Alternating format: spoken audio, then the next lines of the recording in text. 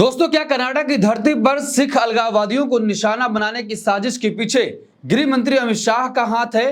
क्या अमित शाह के इशारों पर कनाडा में सिख अलगाववादियों को निशाना बनाया जा रहा है? द वॉशिंगटन पोस्ट और सीबीसी न्यूज ने एक बड़ा खुलासा किया है, जिससे भारत की विदेश नीति पर भी बड़ा सवाल उठ रहा है। क्या मोदी सरकार में भारत की विदेश नीति पूरी तरीके से फेल हो चुकी है? The Washington post CBC news के अनुसार कनाडाई अधिकारियों ने आरोप लगाया है कि कनाडा में सिख अलगाववादियों को निशाना बनाने वाली हिंसा और धमकी ये सब अमित शाह के इशारे पर की जा रही है। पहले कनाडाई अधिकारी रिकॉर्ड पर सिर्फ ये कह रहे थे कि साजिश के पीछे भारत सरकार में उच्चतम स्तर से कोई है, लेकिन पहली बार खुलकर केंद्रीय गृह मंत्री अमित शाह का नाम लिया गया है। क्या ये अमित शाह के इशारे पर सब कुछ चल रहा है?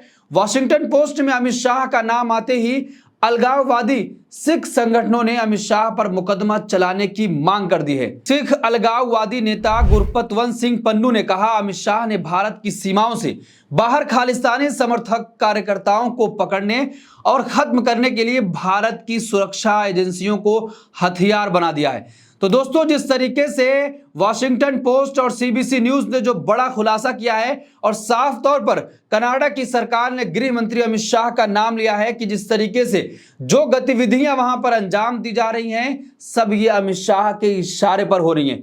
जिस तरीके से सिख अलगाववादी कार्यकर्ताओं ने कहा है कि अमित शाह पर मुकदमा चलना चाहिए, तो क्या गृह मंत्री अमित शाह पर मुकदमा चलाया जाएगा?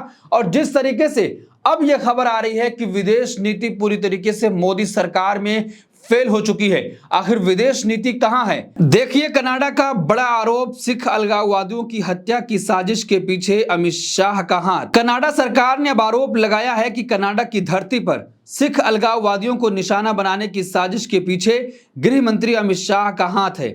भारत सरकार ने कनाडा के ऐसे पिछले सभी आरोपों को निराधार बताते हुए किसी भी तरह शामिल होने से इनकार कर दिया है। द वॉशिंगटन पोस्ट अखबार सीबीसी न्यूज के अनुसार कनाडाई अधिकारियों ने आरोप लगाया है कि अमित शाह कनाडा में सिख अलगाववादियों को निशाना बनाने वाली हिंसा और धमकी के पीछे शामिल हैं। मॉरिसन ने संसदीय कमेटी को बताया, पत्रकार ने मुझे फोन किया और पूछा कि क्या ये अमित शाह वही व्यक्ति है। मैंने पुष्टि की कि वे वही व्यक्ति हैं। ओटावा में भारतीय उच्चायोग और भारतीय विदेश मंत्रालय ने अभी तक इस पर कोई भी बयान जारी नहीं किया है। तो आप समझिए कि जिस तरीके से कनाडा भारत सरकार पर आरोप लगा रहा है, इन आरोपों के बाद भारत और कनाडा के बीच जो रिश्ते हैं वो खराब होने संभव हैं, क्योंकि लगातार कनाडा आरोप पर आरोप लगाता चला जा रहा है। पहले तो नाम किसी का नहीं बताया जा रहा था, लेकिन अब साफ तौर पर गृह मंत्री अमित शाह का नाम ले लिया गया है और कहा जा रहा है कि जितनी भी घटनाएं हो रही हैं, सबके पीछे गृह मंत्री अमित शाह हैं। जो धमकियां दी जा रही हैं लोगों को, उसमें भी अमित शाह का नाम लिया गया है।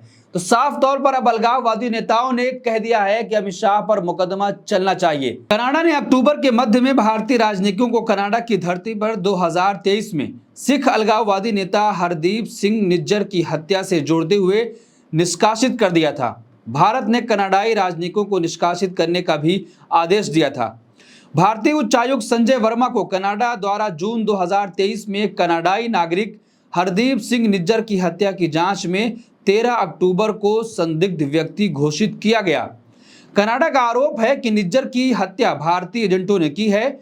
निज्जर कनाडाई नागरिक थे, हालांकि भारत में निज्जर को आतंकवादी घोषित किया गया था। अब इससे पहले कि कनाडा संजय वर्मा पर आगे की कार्रवाई कर पाता, भारत सरकार ने वर्मा और 5 अन्य राजनयिकों को वापस बुला लिया, क्योंकि उनके नाम भी उसमें लिए गए थे। तो जिस तरीके से कनाडा में खालिस्तानी समर्थक निज्जर की हत्या की गई और उसके बाद पन्नू को मारने की कोशिश की गई, ये तमाम चीजें और घटनाएं सीधे तौर पर विदेश नीति पर सवाल खड़ा करती हैं। अभी हाल ही में आपने देखा होगा कि किस तरीके से अमेरिका ने भारत के नागरिकों को एक विशेष विमान के जरिए भारत भेजा, क्योंकि ये तमाम भारतीय एक ऐसे रास्ते से गए थे जिसको अवैध कहा जाता है। अवैध रास्ते के जरिए से अमेरिका पहुंचे थे और अमेरिका में रहकर कुछ और काम करना चाहते थे, लेकिन अमेरिका सरकार ने इनको पकड़कर वापस भेजा है। तो आप समझ सकते हैं कि जिस तरीके से देश में बेरोजगारी का आलम है, उसके चलते भारत का युवा डंकी मारकर विदेश जाना चाहता है, यूएसए पहुंच रहा है, अमेरिका पहुंच रहा है, फिर उसको वहां पर पकड़ा जा रहा है और कार्रवाई के तहत उसको वापस भारत भेज दिया जा रहा है। इतने पैसे लगाने के बाद वहां पहुंच भी नहीं पा रहा है और फिर वापस आना पड़ रहा है। विदेश नीति पर साफ तौर पर यह सवाल खड़ा हो रहा है कि आखिर प्रधानमंत्री नरेंद्र मोदी के नेतृत्व में 10 साल सरकार चल रही है और विदेश नीति आखिर हमारी फेल क्यों हो जा रही है। जिस तरीके से रूस और यूक्रेन में जो वार चल रही है उसमें भी जिस तरीके से भारत के एनएसए अजीत डोभाल गए थे, तो वो वीडियो आपने देखा होगा, उसके बाद से ये सवाल खड़ा किया जा रहा था। और अब कनाडा ने जिस तरीके से सीधे तौर पर गृह मंत्री अमित शाह का नाम ले लिया है कि जितनी भी धमकियां और ये जो हत्याएं और जो साजिशें यहां पर हो रही हैं, सीधे तौर पर इसके पीछे कोई और नहीं, जो अभी तक हम कह रहे थे कि कोई अधिकारी होगा, वो अधिकारी नहीं बल्कि देश के गृह मंत्री अमित शाह हैं। अभी तक इस पर कोई भी जवाब भारत सरकार की तरफ से नहीं आया है, लेकिन इससे पहले जितने भी आरोप कनाडा की तरफ से लगाए गए थे सबको निराधार बताते हुए कहा गया था कि ऐसा कुछ भी नहीं है जो कनाडा कह रहा है। लेकिन कनाडा ने जो आरोप लगाया है, क्या इस पर नैतिकता के आधार पर गृह मंत्री अमित शाह इस्तीफा देंगे?